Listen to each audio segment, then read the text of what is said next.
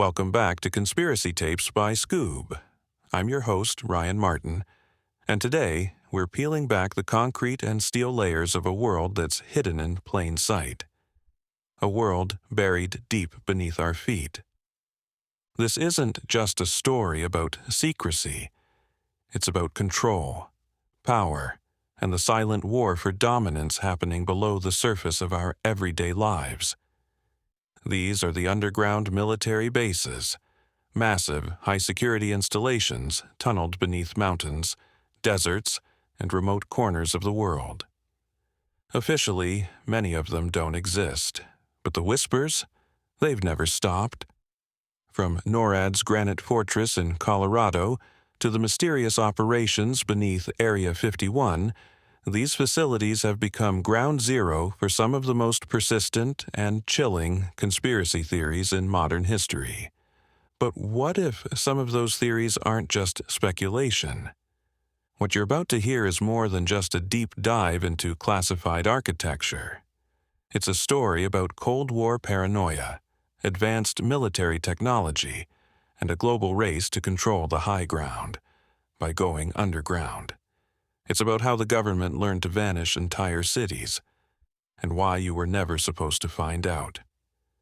We'll follow the clues through declassified documents, eyewitness accounts, and testimony from whistleblowers who claim they've seen things no civilian ever should.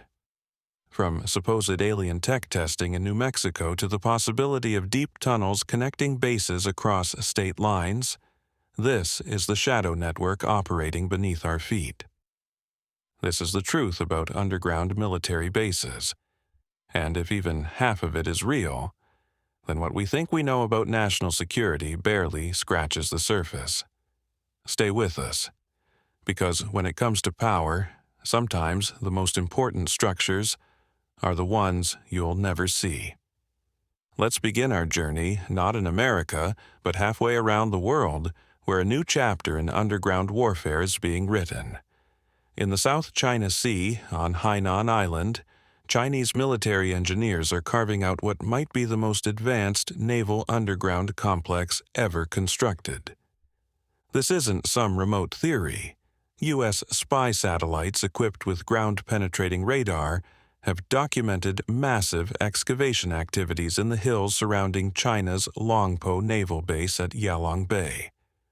We're talking about a deep-water port equipped with submarine piers and underground facilities accessible through tunnels. But here's what makes it truly remarkable.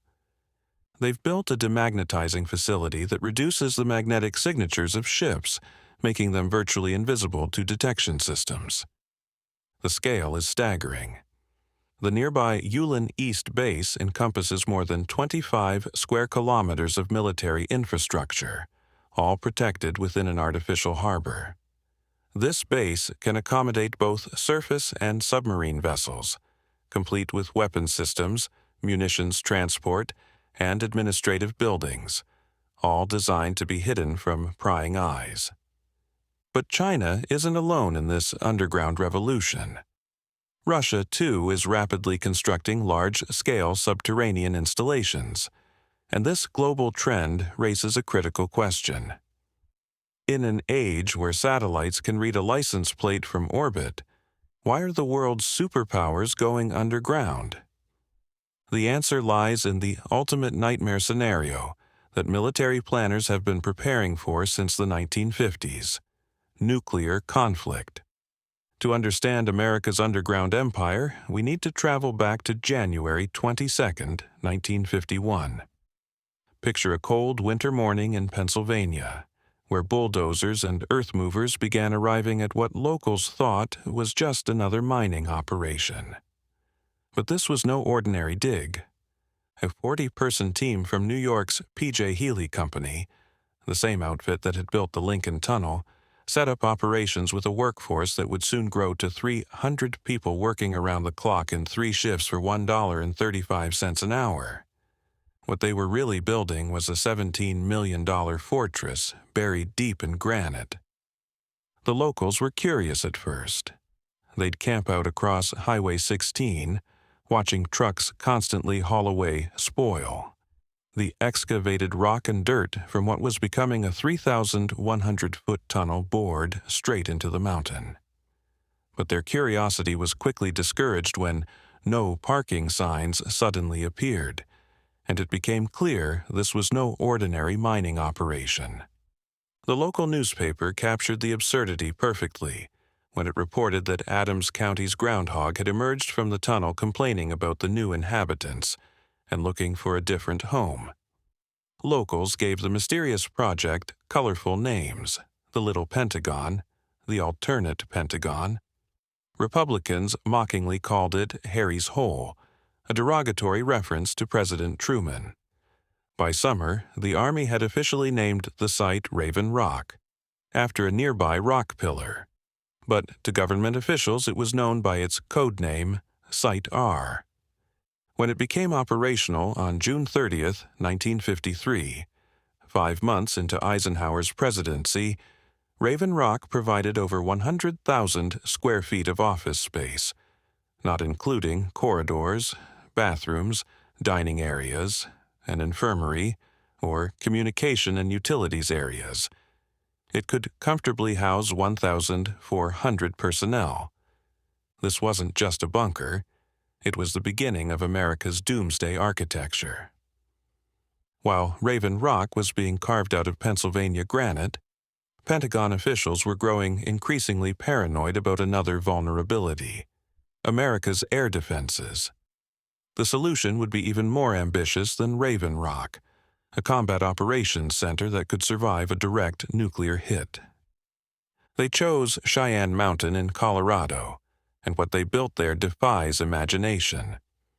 From the outside, Cheyenne Mountain presents a facade of natural beauty: rugged outcroppings, scrub oak, and ponderosa pine, creating a scene worthy of a Hollywood Western. But beneath this serene exterior lies one of America's most critical defense installations. The mountain was hollowed out in an engineering feat that created a complex system of tunnels stretching for miles. Within this network, 15 buildings, mostly 3 stories tall, were constructed across 4.5 acres underground. But here's the remarkable part: the entire complex was designed to withstand a direct atomic bomb hit. The entrance is protected by massive steel blast doors, each 3 feet thick and weighing 25 tons. These doors can close automatically in less than 20 seconds. Inside, the facility maintains a pressurized environment to prevent contamination from radioactive fallout or biological threats. The buildings themselves are mounted on massive steel springs. Imagine skyscrapers sitting on giant shock absorbers designed to buffer against earthquakes or thermonuclear shock waves. The interior is painted slate gray with low ceilings and combination locked doors. There's even a hidden escape tunnel behind a metal hatch that weaves through solid rock.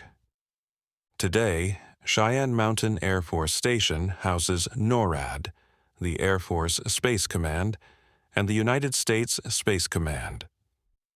About 1,500 people work inside the mountain, managing intelligence from radars, satellites, and sensors worldwide.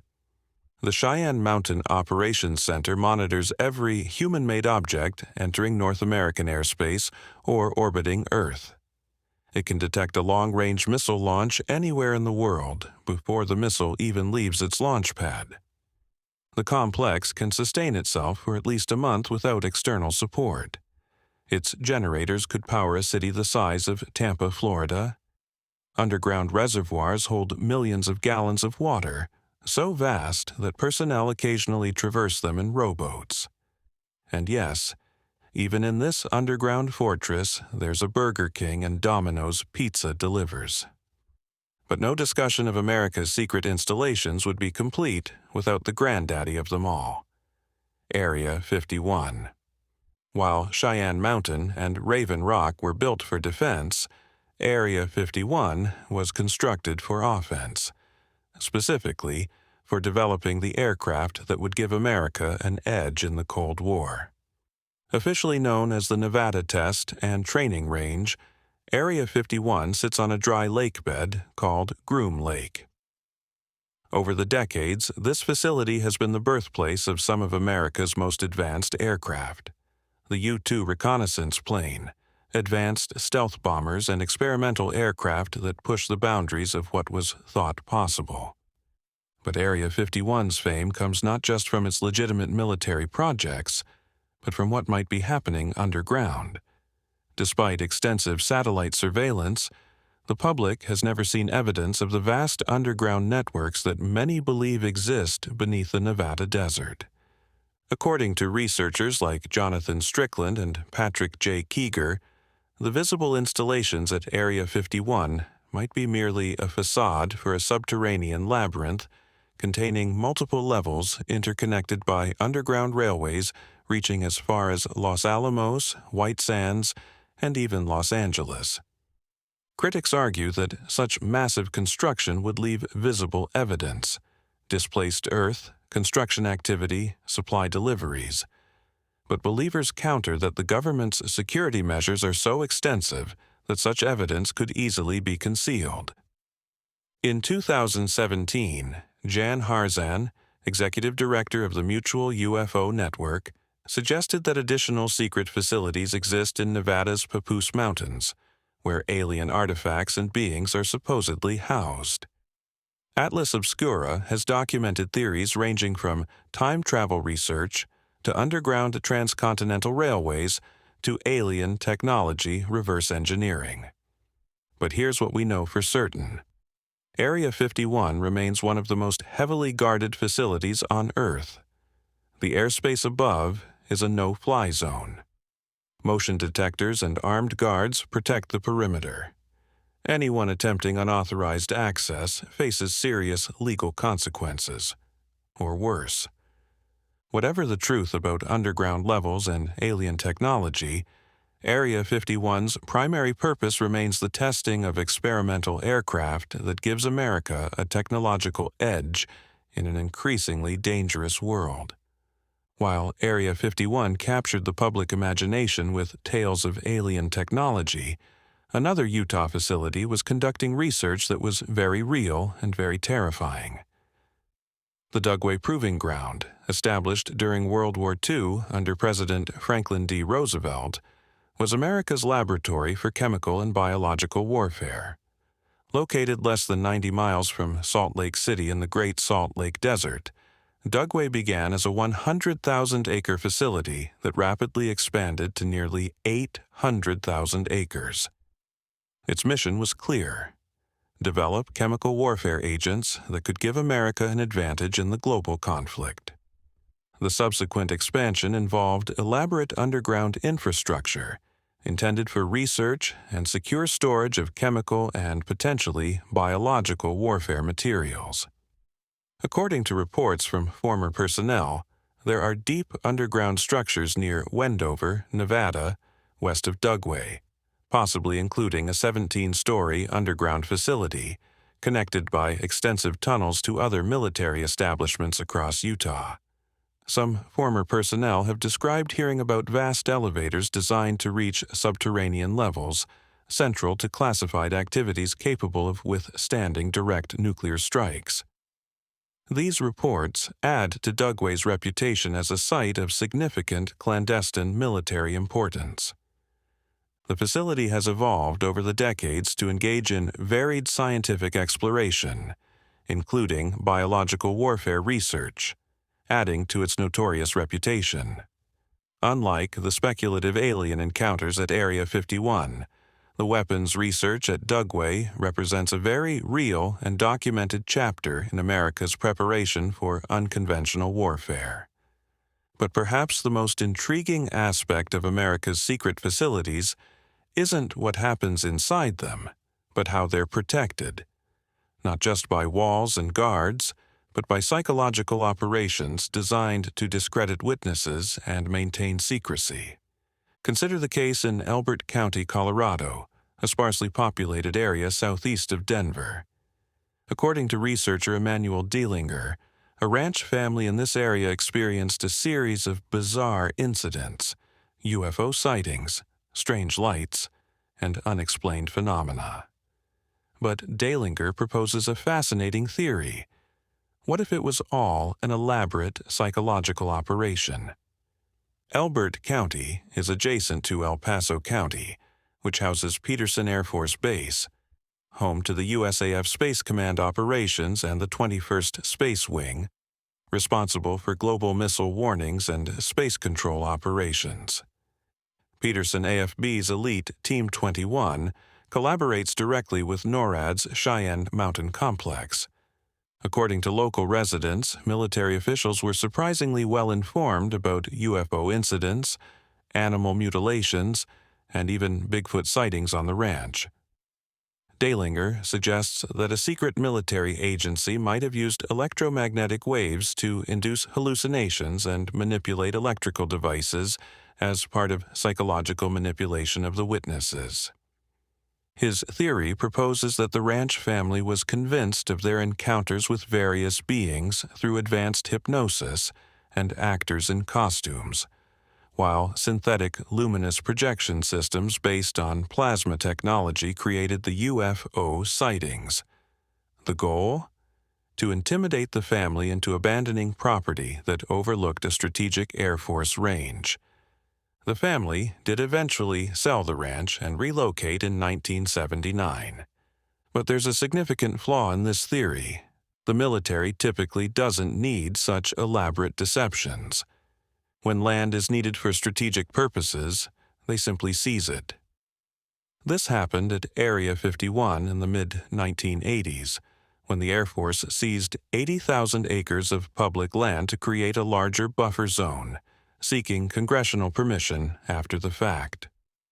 They also forcefully evicted a family from a privately owned mining operation that had a view of the secret base, despite the family owning the mine for nearly a century.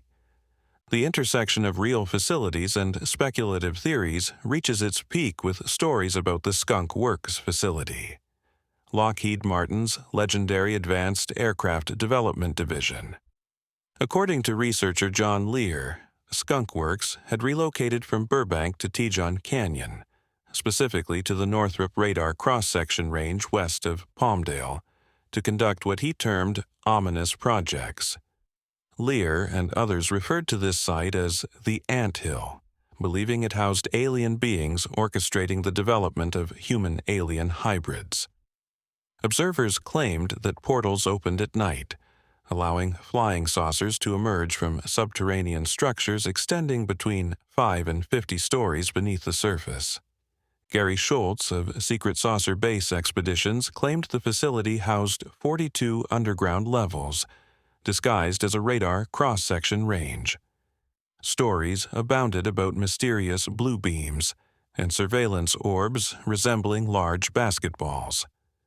Schultz reported flying over the site in September 1991, observing concrete being poured around the clock for weeks, supposedly amounting to 1 million cubic yards. But skeptics questioned the logistics. Where were all the cement mixers? Where was the displaced dirt transported? These practical questions highlight the challenge of distinguishing between legitimate military secrecy and elaborate conspiracy theories. In reality, radar cross-section facilities serve a critical but mundane function, measuring how aircraft designs interact with radar waves. Each major aerospace contractor maintains such facilities to evaluate new designs. The slanted walls confine and direct radar waves, while engineers analyze how radar beams reflect off aircraft models. However, to those favoring more clandestine interpretations, these sites represent gateways to hidden worlds, governed by secret treaties and speculated alien operations. That's our descent into America's underground empire, an invisible world of reinforced tunnels, classified research, and strategic planning for wars we pray never happen. But this isn't just a story about concrete bunkers and hidden command centers. It's about the lengths nations will go to preserve power, the secrets they bury, sometimes literally, and the shadowy line where national security meets unchecked secrecy. Yes, we have confirmation that bases like Cheyenne Mountain and Raven Rock exist. But what about the projects without code names? The floors beneath the classified floors? The rumors of magnetic trains, deep Earth labs, and entire self-sustaining cities hidden from view? And maybe the bigger question is this: why don't they want us to know? Because when everything is secret, nothing is accountable. When reality and conspiracy blur, truth becomes a casualty. And when fear becomes a currency, the public gets locked out while the powerful dig deeper. This underground empire is real. Its purpose? Survival. Its cost? Transparency. And its presence? Closer than you think. To explore more of the theories we couldn't fully uncover today, along with first-hand accounts, government documents, and expert interviews, head over to the Skoob app for the extended episode. Whether you're a skeptic or a believer, you'll find that the truth, whatever it is far more unsettling than fiction. Download Skoob now on the App Store or Play Store. I'm your host, Ryan Martin. Thanks for traveling into the depths with me. And remember, the biggest cover-ups don't happen in the sky. They happen underground. Stay curious, stay skeptical, and stay safe.